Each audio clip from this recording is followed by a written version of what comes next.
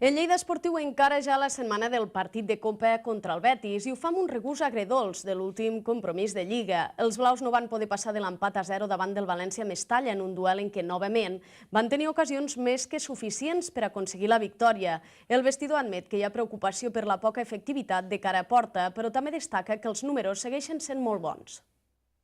L'empat a Paterna ha suposat la 9a jornada consecutiva sense perdre del Lleida Esportiu. Són 4 victòries i 5 empats que mantenen els blaus en la 5a posició de la taula, a només un punt del quart i a 2 del tercer classificat, tot i que la distància amb els líders Llagostera i Atlètic Balears s'eixampla fins als 9 punts.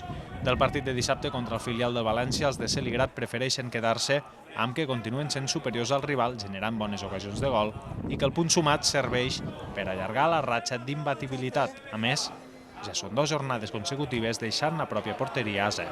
Sí, es algo muy complicado y sobre todo en la segunda B, ¿no? Estar 9 partidos sin perder, pocos equipos lo pueden hacer y nosotros pues estamos manteniendo ese nivel y yo creo que es bueno. Además lo que estoy diciendo que el equipo está haciendo ocasiones y yo creo que está bien. Está muy bien. También me gustaría estar más arriba, ¿no? Pero siempre que estemos cerca de la zona de playoff, mejor, y lo que importa es a final de liga, ¿no? Que quedan muchos partidos y esto es muy largo y al final siempre habrá equipos que estén arriba que no estarán y equipos que vengan de atrás que se metan.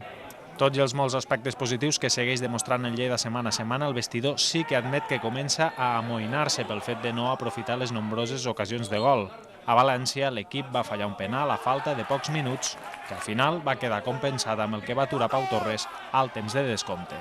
Bueno, preocupación ahí está claro, porque si no mete gol no vas a ganar un partido, ¿no?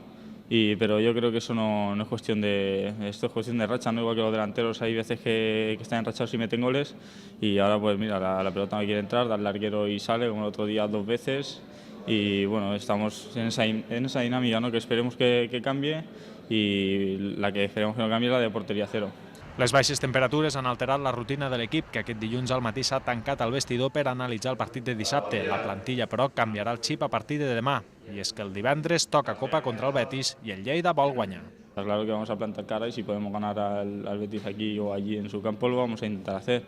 Sabemos que va a ser complicado porque es un equipo claramente superior por económico y como calidad de los jugadores, porque están en primera. No lo vamos a discutir, pero yo creo que si hacemos un buen partido vamos a plantarles cara. Aquesta setmana la plantilla no descansa i s'entrenarà dimarts, dimecres i dijous. Després del partit de Copa del divendres, l'equip descansarà tot el cap de setmana.